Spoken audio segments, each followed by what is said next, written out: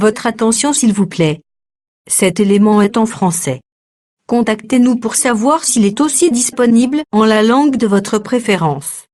Veuillez aussi noter qu'il est en audio uniquement. Dépourvu de ce fait d'image originaire. christequality.com. Les cieux sont à la portée de votre main, juste par un simple clic de la souris. Évangileéternel.com. Le site de l'Évangile éternel. À présent, nous vous convions à suivre la rubrique Questions, réponses et partage. Retrouvez ici les réponses profondes et claires des ministres de Dieu à vos questions particulières qui vous troublent. Elle est présentée aujourd'hui par L'homme de Dieu, le docteur Jean-Pierre Moubenga, ministre de l'Évangile éternel. Tous les enseignements du docteur Jean-Pierre Moubenga sont disponibles sur christequality.com/jpmoubenga.html. Bonne édification au nom de notre commun Seigneur et Dieu Jésus-Christ. Amen. Que le Seigneur soit glorifié. Et je rappelle que nous étions en train d'amorcer le deuxième élément de la doctrine comme fondement de la parole. Donc nous sommes toujours dans Hébreux chapitre 6. Verset 1, 2, 3, on le lit ça rapidement.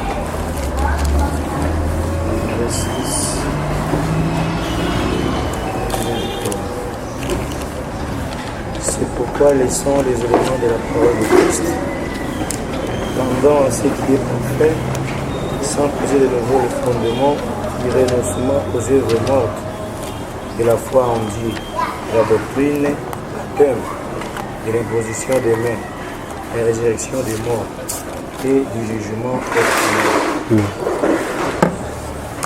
C'est ce qu'on fera. Verset 3. C'est ce que nous ferons si Dieu le permet. Ok. Voilà.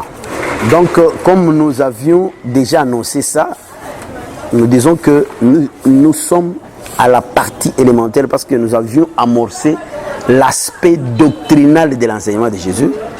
Et là, nous sommes dans les éléments de la doctrine. Nous avions enseigné sur le premier élément qui est le renoncement aux œuvres mortes. Et maintenant, nous avions introduit le deuxième élément qui est la foi en Dieu. Nous avions dit que l'évangile éternel, qui est cet évangile qui vient d'un pays très lointain, ce message, ces eaux qui viennent de loin et qui se sont approchés de nous, nous avions dit que ils se sont placés entre le ciel et la terre ou au milieu du ciel. C'est là où nous disons que les éléments de la doctrine ne peuvent pas être prêchés comme le commun des mortels, mais cela doit emprunter des profondeurs et des précisions par rapport aux Saintes Écritures. Alors, nous avons dit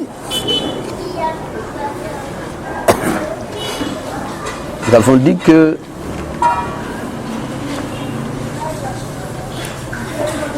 ce deuxième élément, d'aucuns pensent que la foi en Dieu, c'est une chose très facile, mais nous avons fait remarquer premièrement une chose.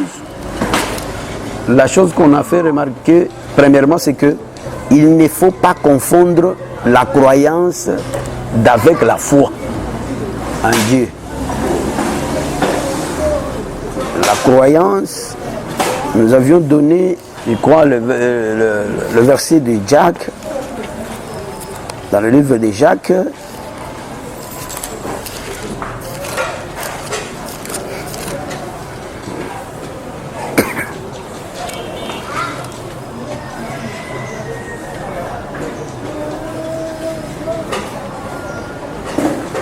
Jacques chapitre 2, nous étions au verset 19. On peut nous le relire cela.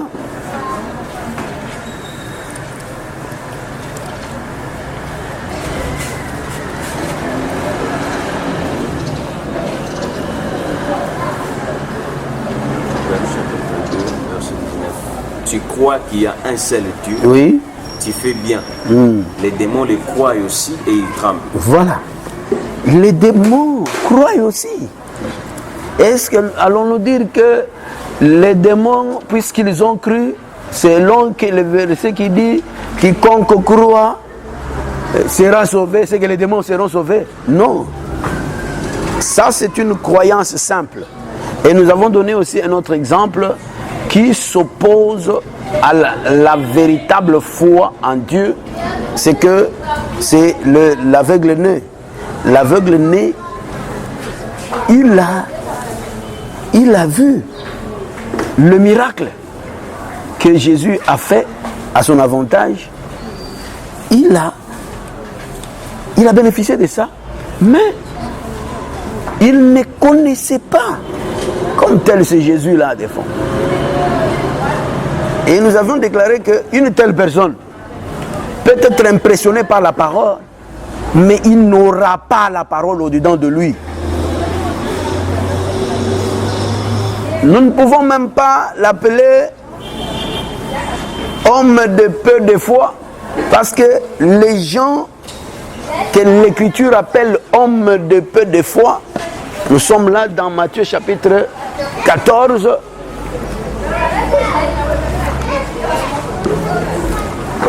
Je crois que c'est le verset 31. Le verset 31, Matthieu 14, 31, a déclaré ça. Homme de peu de foi. La personne qu'on peut appeler homme de peu de foi, ce n'est pas simplement la personne qui a bénéficié d'un miracle de la part de Dieu, non. Parce que un fils de la pénition aussi peut bénéficier d'un miracle, ce n'est pas un problème. Mais si un enfant de Dieu bénéficie d'un miracle de Dieu, cela interpellera son attention. Et cela l'amènera à chercher à comprendre la personne qui a opéré ce miracle. Mais le petit, l'aveugle né, après avoir su bénéficier plutôt du miracle, je suis sûr qu'il a cherché à connaître Dieu. Il a cherché à connaître Dieu. Mais celui qui ne cherchera pas à connaître Dieu, nous avons vu des gens qui ont bénéficié du miracle et qui ont dit nous viendrons et ils ne viennent plus. C'est pas que quelqu'un qui priait aux protestants, il vient ici, il bénéficie d'un miracle, après il rentre aux protestants et nous allons dire qu'il va voir Dieu. Non, il ne peut pas voir Dieu. Parce que voir Dieu, c'est être sauvé. C'est lui qui doit voir Dieu, c'est lui qui doit être sauvé. Et alors à ce moment-là, cette personne doit passer par la norme de la foi. Selon Jean chapitre 17, le verset, je crois 3, qui nous a dit que la vie éternelle, c'est connaître Dieu. Et c'est lui qui l'a envoyé. Et donc c'est lui qui s'arrête là. Il s'arrête dans une croyance, comme les démons. Et cela ne serait pas différent des démons. C'est pourquoi l'Écriture dit que les miracles sont pour les païens. Et c'est pour les attirer. Si parmi ces païens-là, il y a des enfants, des fils d'Abraham, leur cœur sera attiré pour savoir comme Moïse en son temps. Vous savez, quand Moïse a vu, on peut lire ça, on peut lire ça, dans Exode chapitre 3.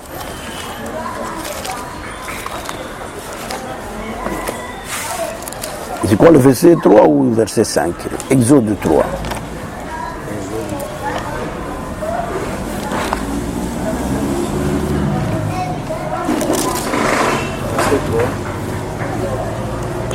Verset 3, vous lisez. Moïse dit, je vais me détourner pour voir quelle est cette grande vision. Et pourquoi les buissons ne se consument pas. Vous entendez ça? Il devait chercher le pourquoi.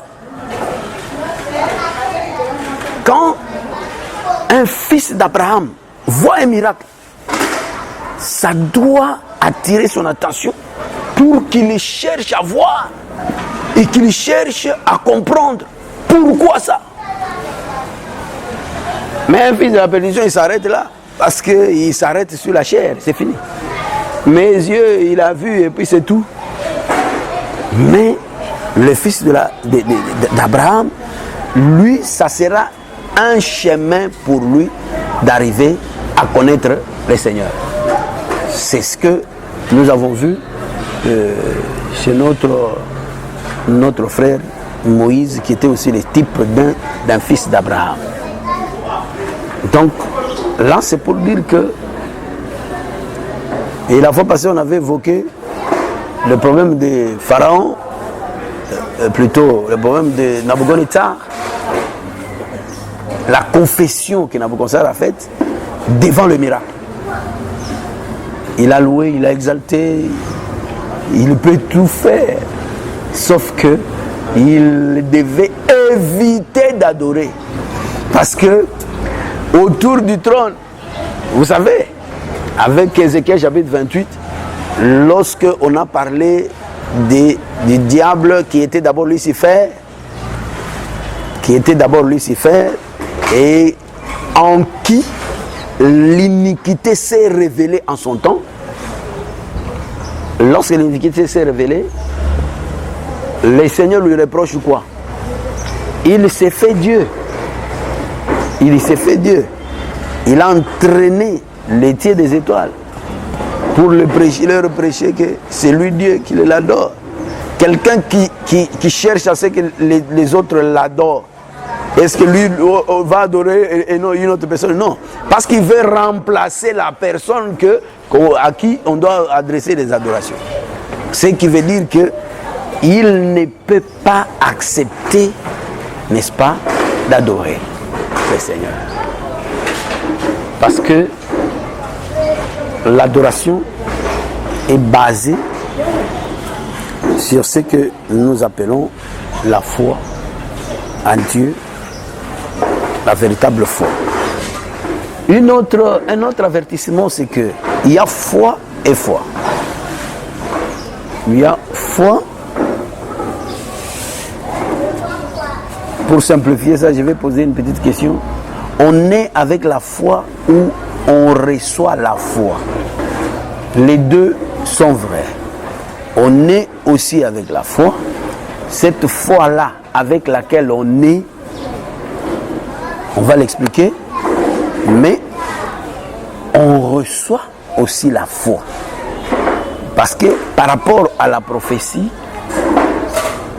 nous remarquons que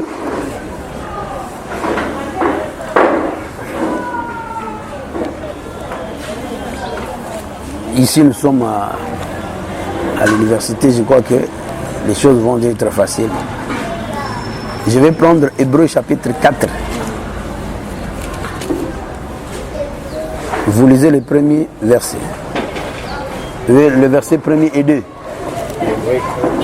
Premier et 2. Craignons donc le risque que la promesse d'entrer dans son repos subisse encore.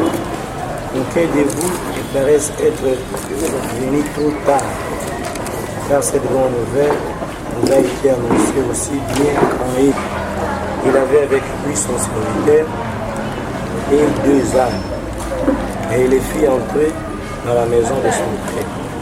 Et quand le père de la jeune femme le vit, il les reçut avec joie. Son beau-père, le père de la jeune femme, les retint 3 jours chez lui. Ils mangèrent et birent, et ils lui passèrent la nuit. Verset 5. Le 4e jour, ils se levèrent de bon matin, et les Lévites se disposaient à partir. Mais le père de la jeune femme dit à son gendre: prends un morceau de pain pour fortifier ton cœur. Il partirait ensuite. Ok. j'ai parlé d'abord, j'ai évoqué Hébreux chapitre 4. En principe, c'est le verset 2. Nous avons commencé par le verset 1er qui nous a montré que il faut éviter à ce qu'on vienne en retard. Craignons donc, tandis que la promesse d'entrer dans son royaume subsiste encore, qu'aucun de vous ne paraisse être venu trop tard. Il y a quelqu'un qui est venu trop tard. C'était qui? Ésaü. Ésaü est venu trop tard. N'est-ce pas? Nous sommes dans l'image. Ésaü est venu trop tard et c'était parce qu'il avait négligé son droit d'aînesse. Ça, c'est l'écriture qui le dit. Et celui qui a gagné, c'était son petit frère qui était Jacob.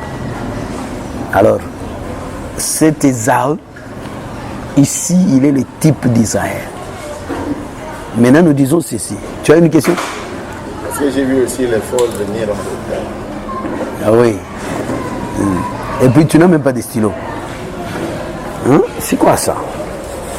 Fais-moi une sac, papa. Des sacs. Merci, papa.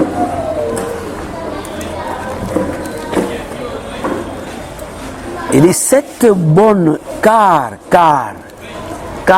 justifie ce qu'on vient de dire avant. Il dit, il y a quelqu'un qui était venu en retard. Cette personne venue en retard, c'était Ésaü, qui est venu en retard. Donc, il s'agit de la Jérusalem actuelle, c'est-à-dire d'Israël, qui est venu en retard. Maintenant, on explique comment. Car cette bonne nouvelle nous a été annoncée aussi bien qu'à eux. Mais la parole qui leur fut annoncée ne leur servit de rien parce qu'elle ne trouva pas de foi chez ceux qui l'entendirent. Ça, cette déclaration est prophétique. Elle n'est pas une déclaration doctrinale, même si c'est dans l'exhortation de Paul. Pourquoi? Parce que si on veut être doctrinal par rapport à l'ancienne alliance, je vais poser la question, tout le monde va comprendre ce que je dis, et c'est comme ça.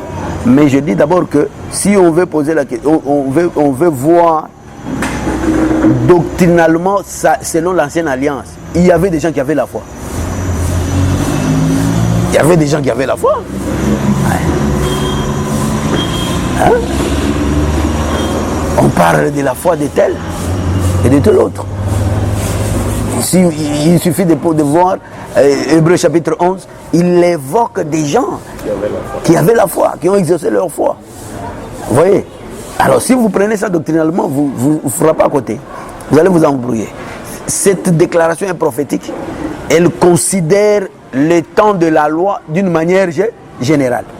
Et nous disons que quand on dit qu'il y avait des gens qui avaient reçu cette bonne nouvelle et ça ne leur a servi de rien parce que cette parole n'a pas trouvé la foi en eux. En même temps, ça introduit ce que nous disons. En même temps, je suis à la recherche de quels sont ces gens qui pouvaient avoir la parole, cette bonne nouvelle ici. Quels sont ces gens qui pouvaient en avoir? Parce qu'il y a des gens aussi qui pensent que quand on dit bonne nouvelle, ça veut dire que c'est la nouvelle alliance. Non, mais la définition de la définition de l'évangile depuis Proverbe 25, verset 25, parle de la bonne nouvelle. Hein? Il parle de la bonne nouvelle. Proverbe 25, verset 25. Est-ce que tu peux lire ça pour rappeler?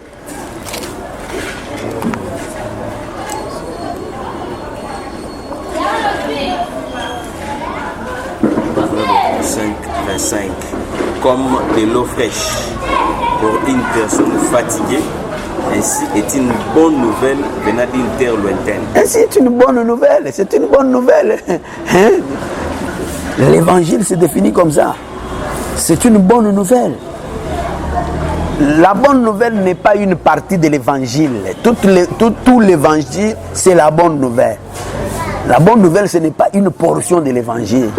C'est tout l'évangile, c'est une bonne nouvelle. C'est une nouvelle parce que c'est quelque chose qui était caché et qui vient de se révéler. Ça devient une nouvelle.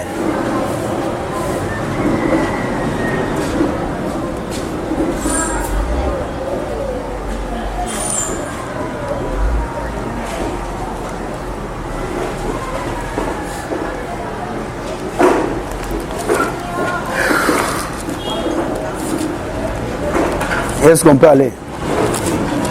Ça va. Hein? Donc, je disais que prenons ça prophétiquement pour comprendre qu'il s'agit d'un peuple qui a écouté la bonne nouvelle et qui n'a pas fait attention sur cette bonne nouvelle.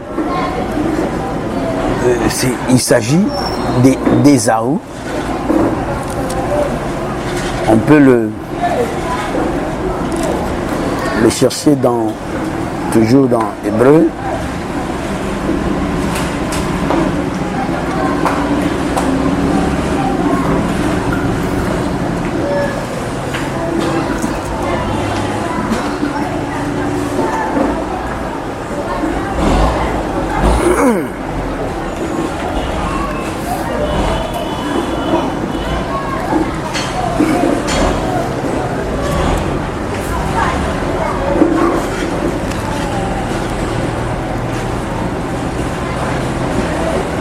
Lisez un peu le verset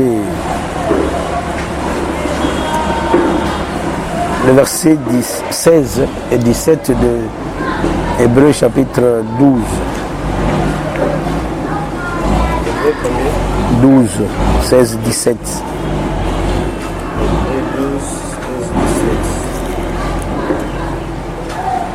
À ceux qui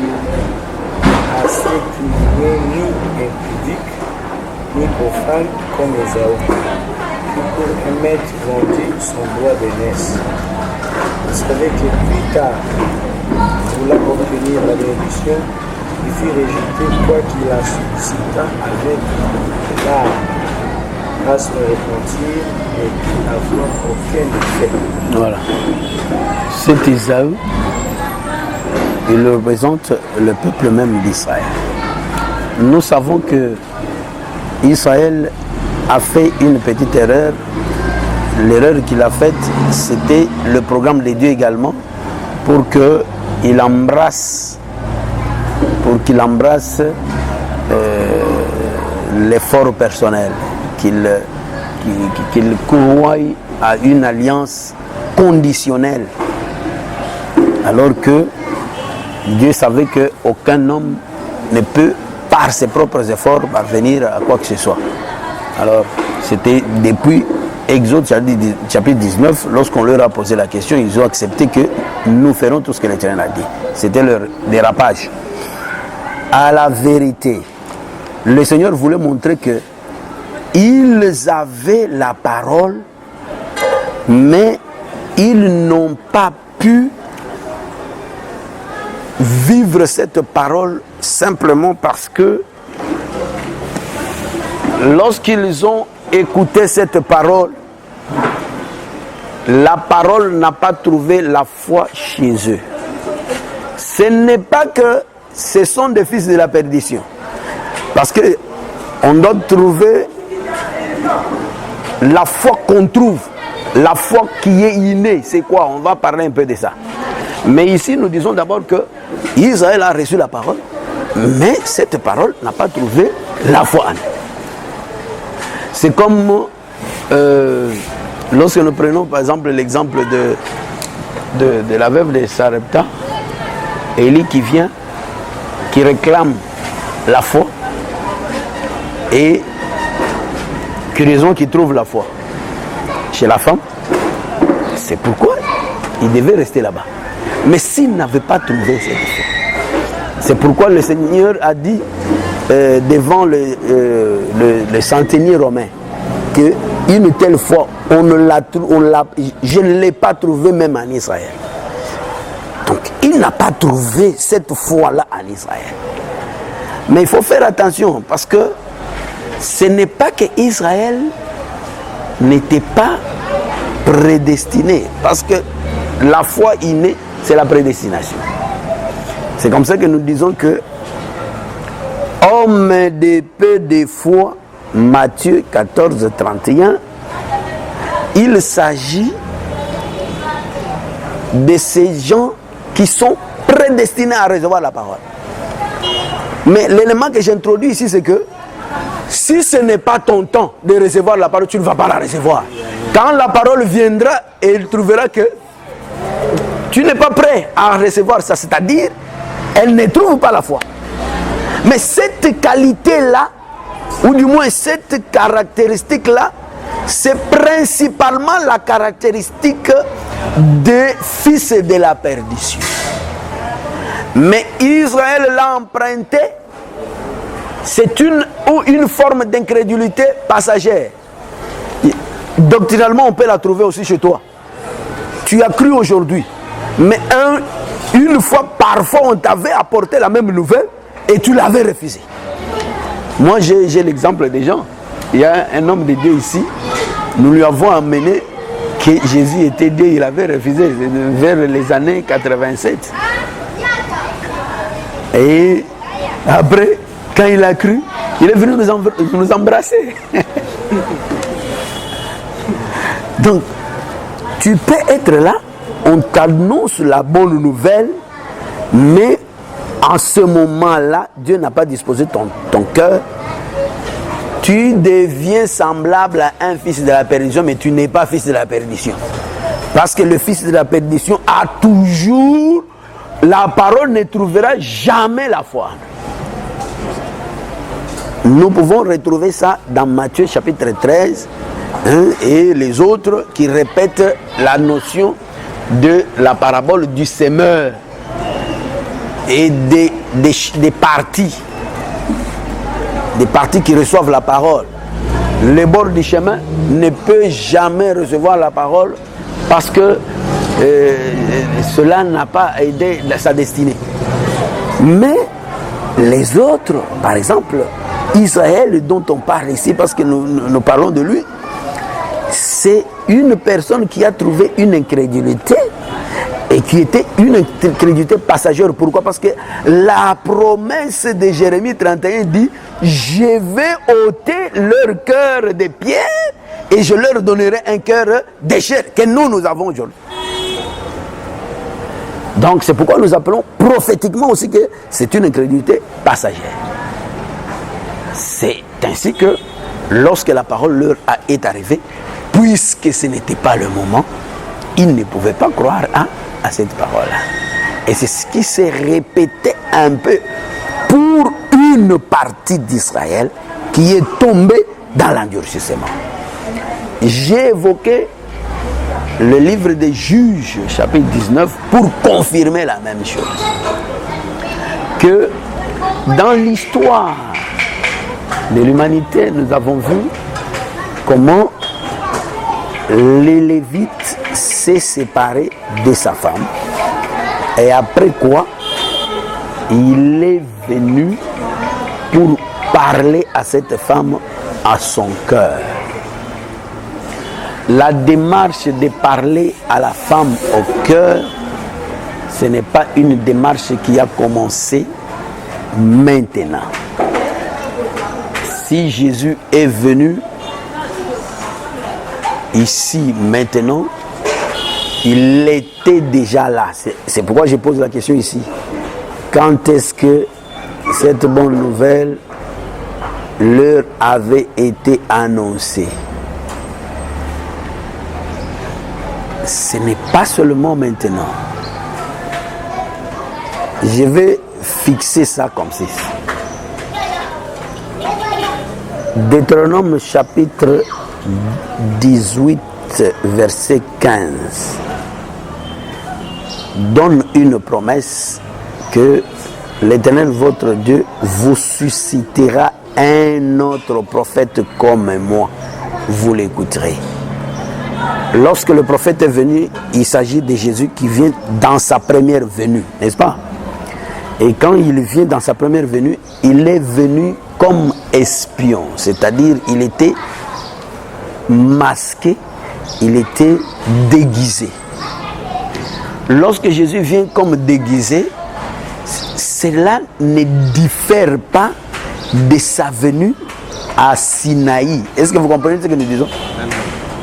Donc, la venue à Sinaï, c'était déjà une venue pour parler au cœur de la femme. Mais il ne pouvait pas saisir cela parce que la foi n'était pas encore révélée. Parce que quelque part, nous avons déjà lu cette écriture, je crois dans le livre des Galates, qui dit en vue de la foi qui devait être révélée.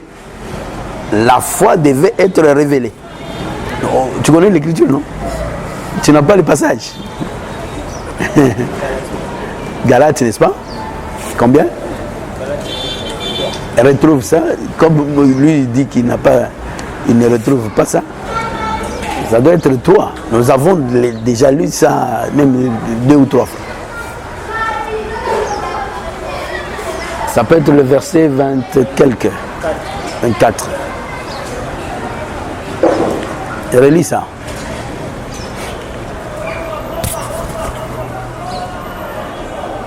Si la loi a été comme un pédagogue pour nous conduire à Christ, afin que nous fussions justifiés par la foi.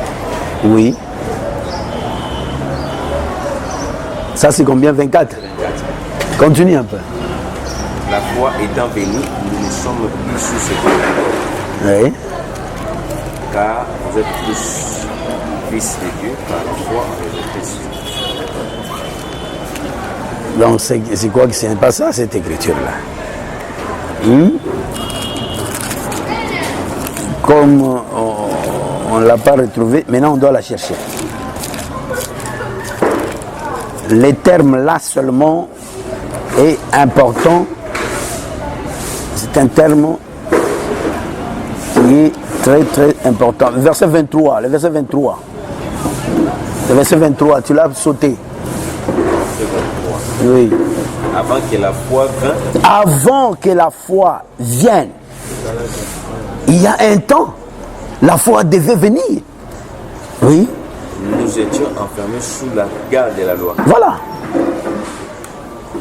En vue de la foi qui devait être révélée. Qui devait être révélée? La foi, c'est une révélation. La foi devait être révélée. Et la foi a un temps. Prophétiquement, la foi a un temps.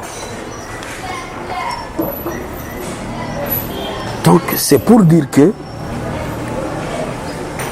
à Sinaï, ce qui était venu à Sinaï n'était pas une mauvaise chose. On a déjà parlé de ça. On a déjà trouvé que la loi était sainte et spirituelle même. Mais puisqu'elle n'a pas trouvé la foi, de quelle manière? C'est pas que Israël, chez qui la parole était adressée, n'était pas la race de Dieu.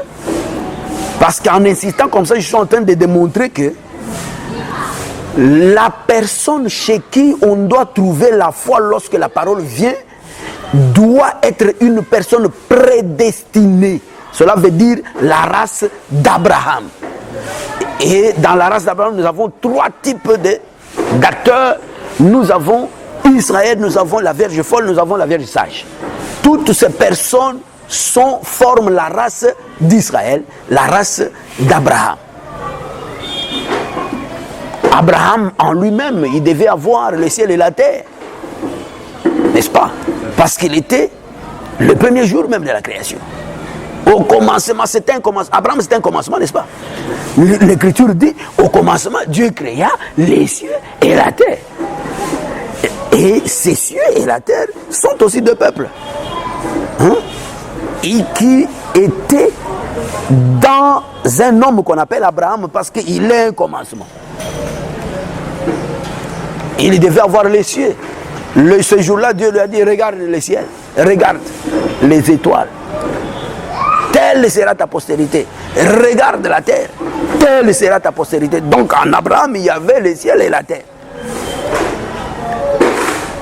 Donc, c'est pour dire que,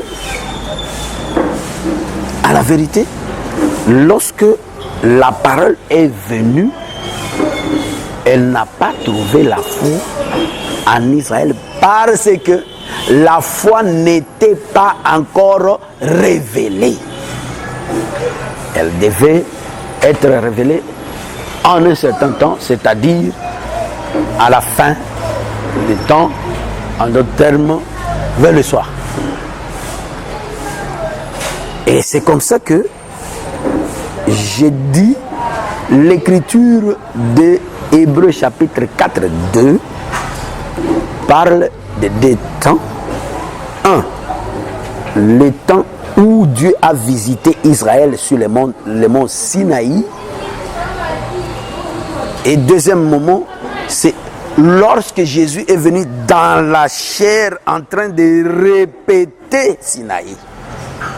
Et Sinaï, lorsque Jésus était dans la chair, s'exprime par les paraboles que Jésus prononce. Ces paraboles étaient le langage de Moïse, ce qu'il a tenu depuis la montagne de Sinaï. Jésus l'a répété parce que Jésus était Moïse en répétition. Selon la promesse que Dieu vous suscitera un autre prophète comme moi, comme qui? Comme Moïse. Donc Jésus était Moïse.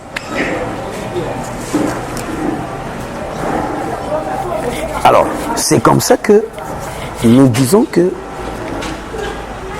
le temps où les Lévites a marché avec sa femme, vous devez savoir que ça doit principalement être la visite de Sinaï. Ce temps-là il est resté d'abord pendant 3 jours. Si vous pouvez l'interpréter comme étant les jours de Jésus dans la chair, vous devez d'abord le ramasser là-bas. C'est-à-dire le temps où Jésus est descendu pour visiter son peuple. Quand Jésus est allé visiter son peuple, je pose maintenant la question. Il lui avait donné du pain ou pas? J'ai dit oui. L'Écriture dit oui, il lui avait donné du pain. Et ils les en ont mangé à satiété. Ça, c'est Psaume 68 qui le confirme. Ils les ont mangé à satiété. Seulement, c'était un pain de douleur. Un pain de douleur. C'est-à-dire, ils avaient le pain, mais ils n'en ont pas réellement consommé. Donc, ça, je crois que les gens ont parlé de ça clairement. Donc, notre problème, c'est que vous devez saisir que Israël a marché avec Dieu. C'est comme ça que nous comprenons les 70 semaines, que dans les 70 semaines, Israël marchait avec Dieu. Avant la 69e semaine, le soleil marchait. Il marchait avec Israël avant qu'il ne s'arrête sur Gabaon. Il y avait une marche. Avant que tu me dises que après les traitements, après la victoire des Gabaonites, le Seigneur va reprendre la marche. Il va reprendre la marche, c'est qu'il avait d'abord marché avec Israël. Quand est-ce que Dieu a marché avec Israël? N'est-ce pas pendant la loi? Oui. C'est pourquoi je dis, Juge 19, il faut en faire attention. La marche du Lévite avec la femme, c'est les 3 jours là, c'était la marche déjà, c'était la visite déjà à Sinaï. Et ce qui précède la visite, parce que la visite avec Sinaï, c'est le moment où Dieu a donné la loi à Israël. La loi que nous appelons la bonne nouvelle, mais qui n'était pas comprise par eux. Cette loi, cette même bonne nouvelle. Parce que la loi n'a pas changé. Même si l'Écriture dit il y a nécessairement changement de loi. Ah, il faut faire attention parce que si on change la loi, tu auras des problèmes avec Dieu. Jésus lui-même a refusé aussi ça, bien qu'il confirme ça. Il dit que je ne suis pas venu abolir la loi. Il est prophète. Voilà. Donc il faut comprendre ce que Paul dit là-bas. Ce que Paul dit là-bas. Donc c'est pour dire que c'est une petite précision que je voulais donner. Parce que avant la loi, il y a un avant-loi. Comme il y a aussi un avant-foi. Avant la foi, il y a eu la loi. Avant la loi, qu'est-ce qu'il y a eu? La foi. La foi encore. Mais la foi ombre d'après Abraham. C'est le temps d'Abraham. Les 4 générations qu'Abraham a passées avant que la loi n'arrive. Galates 3, 17. 430 ans. Donc, c'est comme ça. Ainsi, nous pouvons comprendre que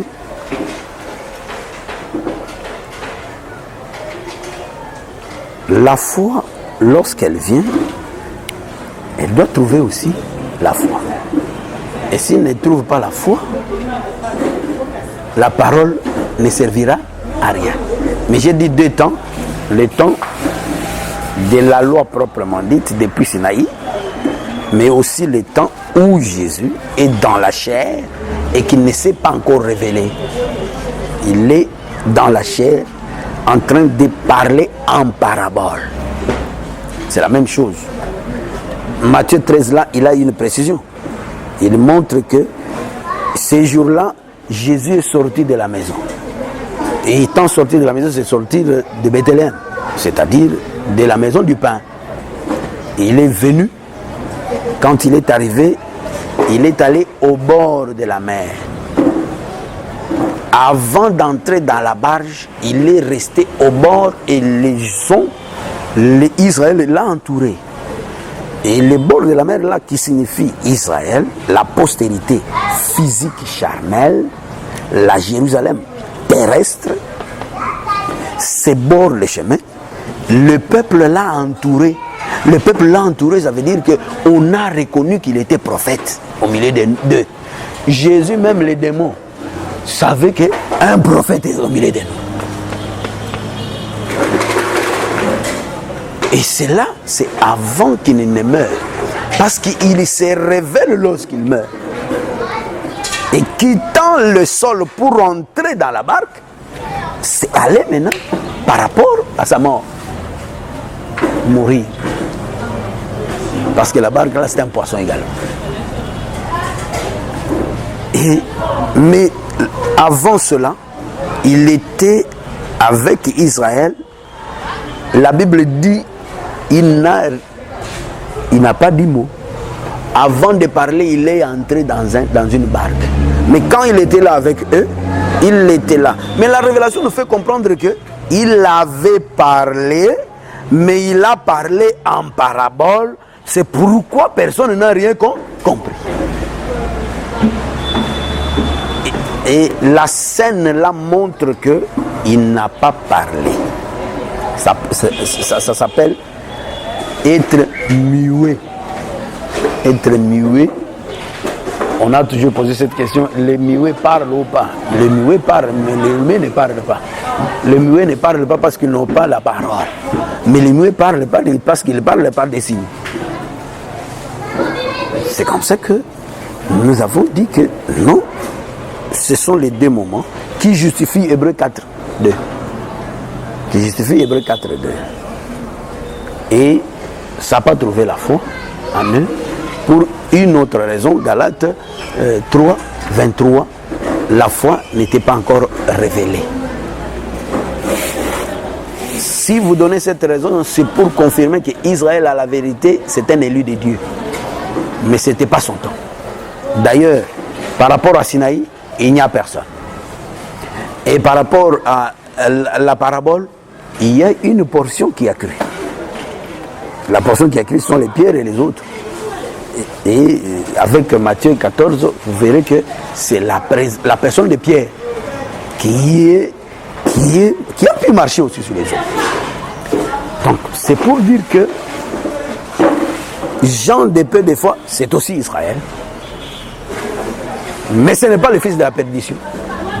Et nous les différencions des fils de la perdition. Donc, la foi innée, la foi avec laquelle on naît, c'est le symbole de la prédestination de Dieu. C'est le symbole de la prédestination.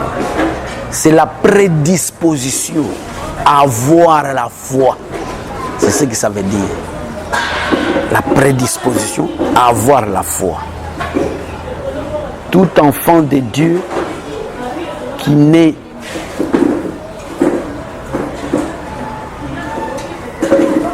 avec Matthieu chapitre 12 verset 43, parce que on avait commencé ça le matin, on n'a pas terminé, on n'est pas entré vraiment dans la prophétie. On a vu que on est orné, cela veut dire on a la nature de Dieu. C'est ce que Dieu cherche dans ses enfants. Quand il parcourt là, il te voit dans des hôtels, quand il te regarde, il verra que tu es orné au-dedans de toi. Même si tu es sale, mais tu es orné. Là, il comprendra que lorsque les temps seront venus, si je lui parle, il va s'agenouiller. Il va s'agenouiller. Cela veut dire il manifestera la foi. Donc, il y a foi dans ce sens-là.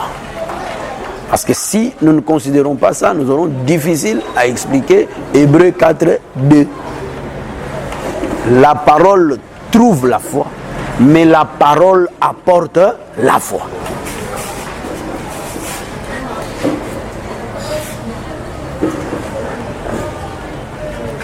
C'est pourquoi nous disons que ça, c'était également un préalable pour voir ce que c'est que la foi. Maintenant, nous trouvons quoi? Le modèle de la foi,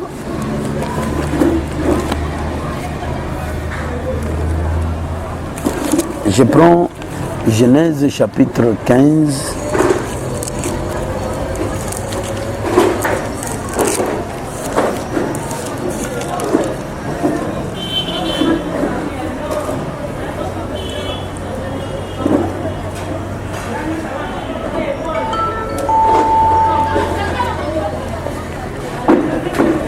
Verset 6, lisez. Abraham eut confiance à l'Éternel, et lui imputa à justice. La foi, non, je vais entrer par là. Abraham eut confiance en l'Éternel qui le lui imputa à justice. La scène qui est ici, c'est que Dieu a fait la promesse à Abraham. Vous allez voir qu'au verset 8, lis le verset 8. Abraham répondit, Seigneur l'Éternel, À quoi connaîtrais que je le procéderai? Abraham qui avait confiance en l'Éternel, malgré qu'il avait confiance en l'Éternel, il a demandé le signe lui confirmant que la promesse divine devra nécessairement s'accomplir. Ce signe ici, il est un signe capital parce qu'il parle de la première venue du Messie, c'est-à-dire que Jésus devait mourir. Si Jésus n'était pas mort,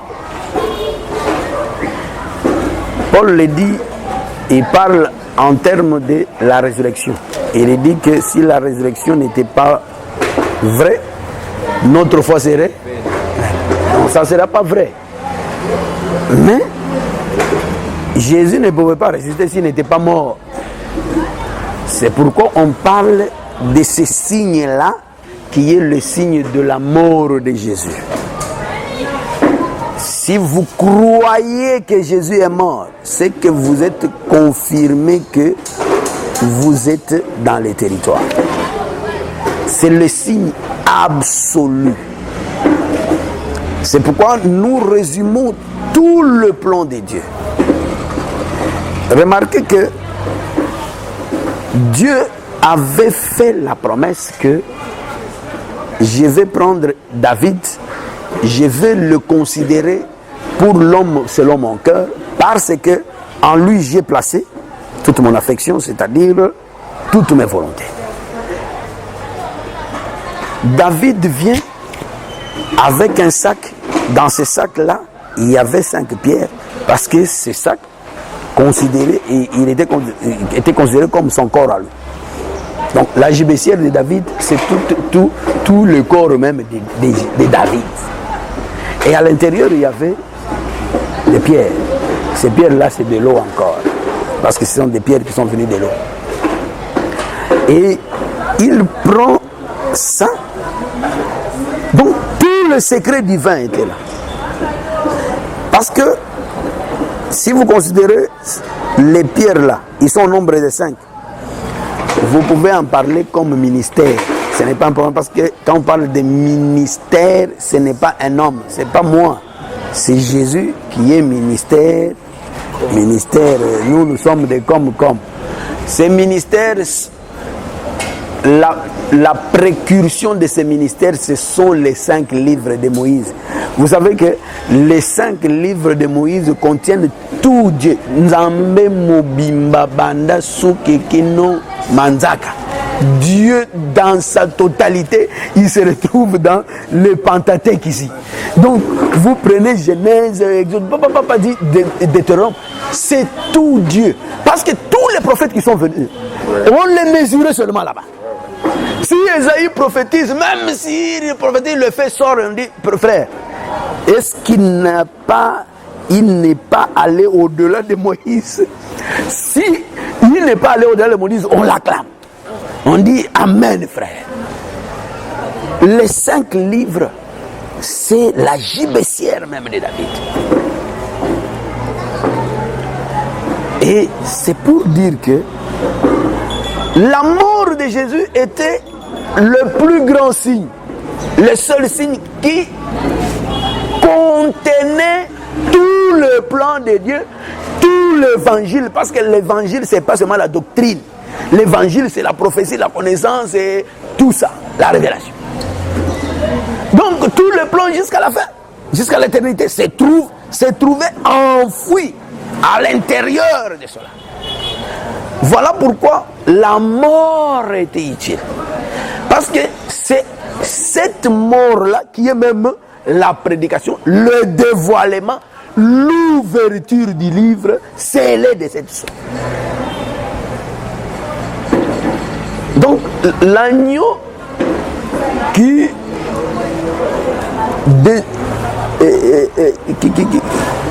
décèle les seaux, qui ouvre les seaux, c'est la mort, c'est ce signe ici. C'est ce signe ici. Mais je dis que l'Abraham qui a demandé ça, je prouve d'abord que Abraham n'a pas douté par incrédulité, mais il voulait la confirmation, l'assurance.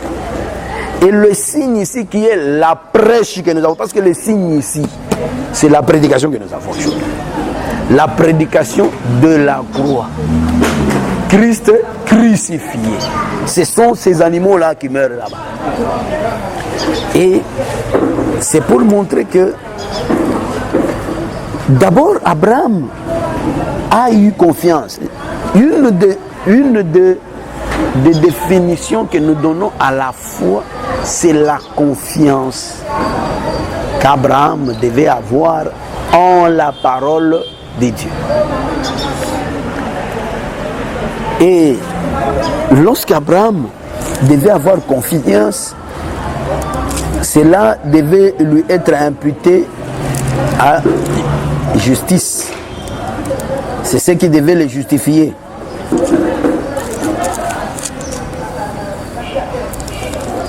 Vous prenez un peu cette autre écriture.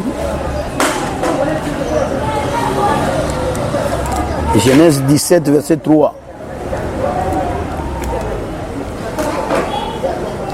Quelqu'un peut lire rapidement parce que Abraham on tend vers sur sa la face fin. et Dieu lui parlant en disant: voici mon alliance que je ferai avec toi, tu deviendras père d'une multitude d'énormes. Le verset 3 seulement. Abraham, lis le verset 2 d'abord. J'établirai mon alliance entre moi et toi et je te multiplierai. Ça, ce sont les paroles que Dieu donne à Abraham. Abraham, Dieu lui a fait, il lui a promis une alliance. Et en parlant, Abraham devait tomber sur sa face. Abraham devait tomber sur sa face. Ça, c'est une réaction au parler de Dieu. Nous l'avons vu avec plusieurs également. Lorsque Daniel a vu la vision de l'Éternel, il est tombé sur sa face. Donc, c'est un signe qui parle, qui est aussi prophétique.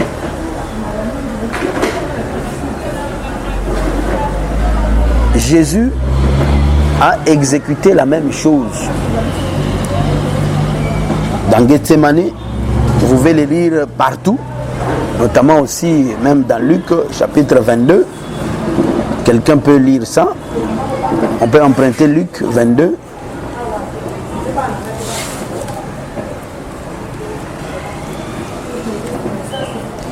Lisez un peu le verset 41, dit quoi?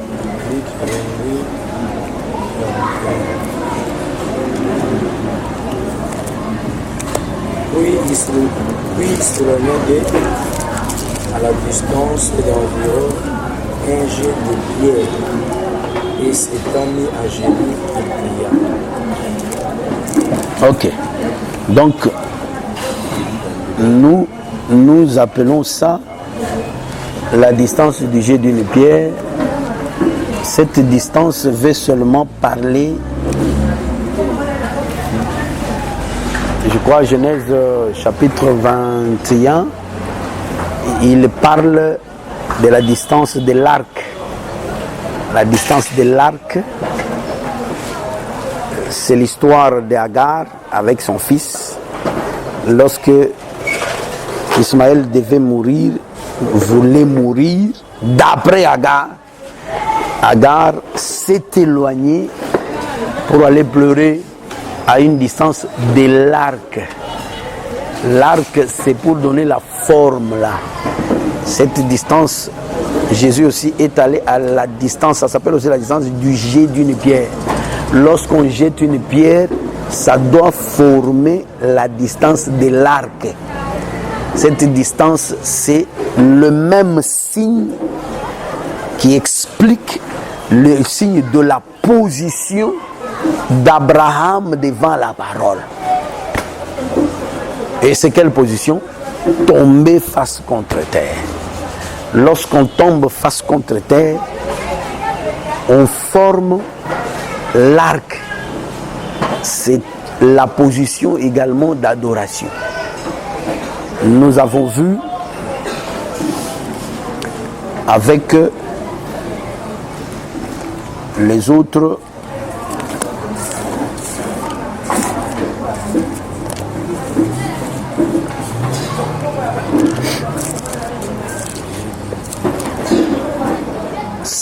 savait également dire lorsque quelqu'un va à cette distance, il voit comme notre sœur Agar, il voit la mort.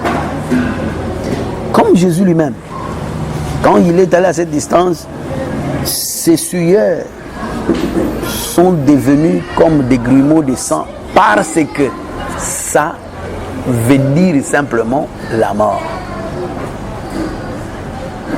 Et lorsque Abraham tombe face contre terre, il veut seulement dire comme Jean-Baptiste qu'il le croisse et que moi je fasse quoi? J'ai diminué.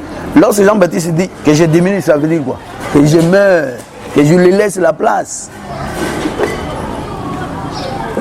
Ces signes parlent. C'est un signe qui parle, qui dit que je ne sois pas là, mais à ma place que Dieu soit là. Voilà la foi. C'est ça la foi. C'est pourquoi Nabucodonosor ne pouvait jamais faire ça. Parce que ce qu'il recherchait, c'est que il soit Dieu, que les autres l'adorent, que les autres tombent face contre terre, devant lui. Cela veut dire qu'ils disent que Nabucodonosor s'élève, que nous nous effacions. Or, l'Éternel, c'est lui seul qui peut dire ça. Là, il est seul. Même si tu m'aimes, comment tu ne peux pas m'adorer? Si tu m'adores, tu deviens mon sorcier. Tu veux me tuer. Tu veux que Dieu me frappe. C'est pourquoi les termes des gens embrouillés par les sentiments charnels qui disent « je t'adore » sont des termes démoniaques, sataniques et enfériques. Il ne faut jamais accepter ça. On ne peut pas t'adorer. Même si on t'aime comment, on ne peut pas t'adorer. Donc c'est pour dire que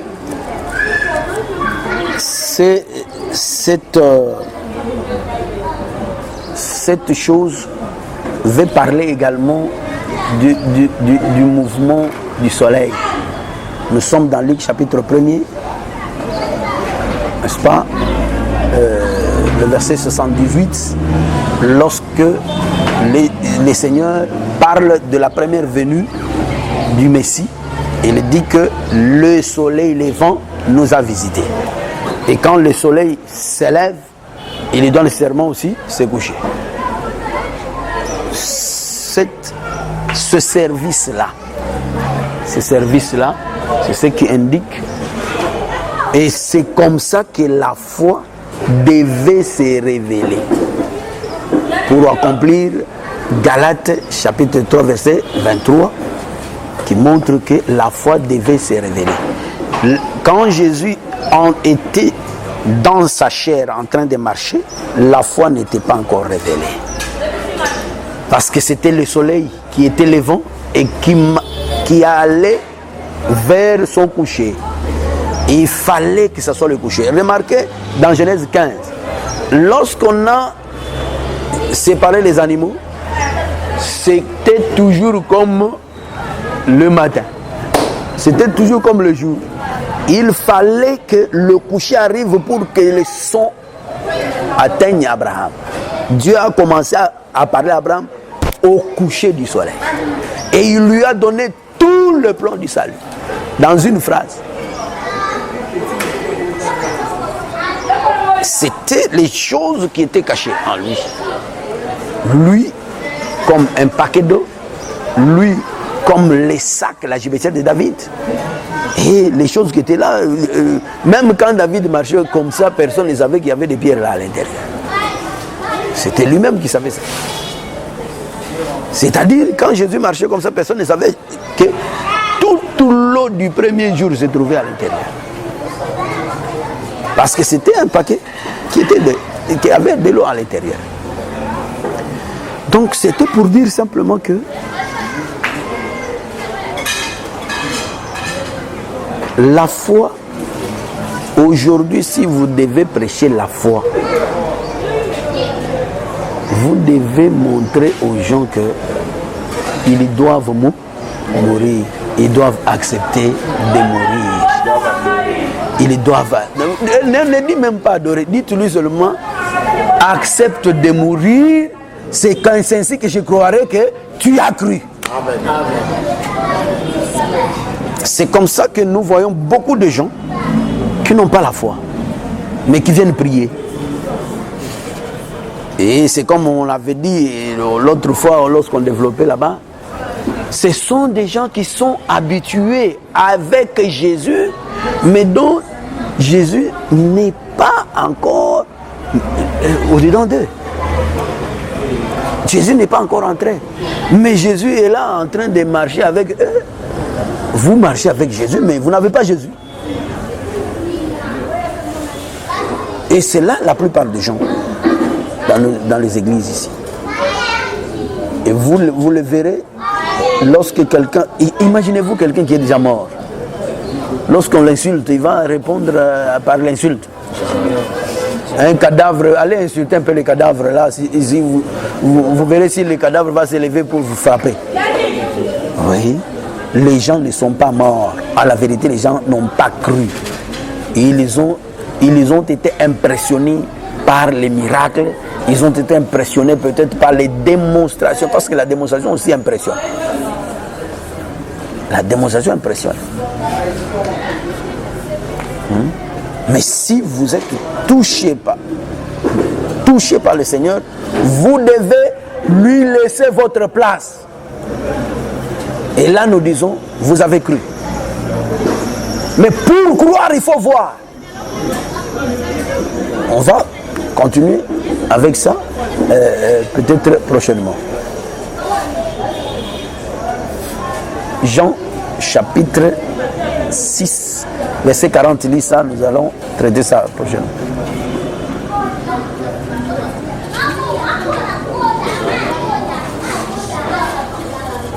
Verset 3, verset 40. Chapitre 6, verset 40. La volonté de mon Père, c'est quiconque voit le Fils. La volonté de mon Père. La volonté est cachée. N'est-ce pas? Elle commence à se révéler. C'est quiconque. C'est que voit le Fils et croit en lui. Et la vie éternelle. Voilà. Avant d'avoir la vie éternelle, il faut voir pour croire. Cette écriture ne s'oppose pas à celle qui dit heureux ceux qui ont cru sans avoir vu. Ça ne s'oppose pas. Nous allons le démontrer prochainement. Mais retenons que la volonté de mon Père, c'est que quiconque voit le Fils croit en lui. Donc avant de voir, de croire plutôt, il faut voir. Parce que si vous n'avez pas vu, vous ne croirez pas. Vous ne croirez pas. Je vais démontrer ça prochainement pour que nous avancions. Vous allez me rappeler cette écriture-là. Ok? Nous allons nous arrêter là-bas. S'il y a des questions, quelques questions rapidement, vous les dites comme ça, nous bouclons. Oh, il est 15h30. 15h20 quelques. Peut-être une des questions s'il y en a. Je crois que tout est clair, n'est-ce pas? C'est facile. Ok, nous allons nous arrêter là-bas, nous allons prier, nous allons remercier le Seigneur pour la portion d'aujourd'hui. Prions au nom de Jésus.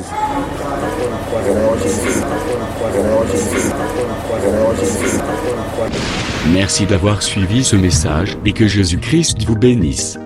Si vous avez une question à l'intention de l'homme de Dieu, si vous voulez que l'homme de Dieu prie pour vous, si vous voulez vous confier à l'homme de Dieu, ou si vous voulez tout simplement bénir l'homme de Dieu, contactez-le directement si ses coordonnées sont disponibles depuis sa page.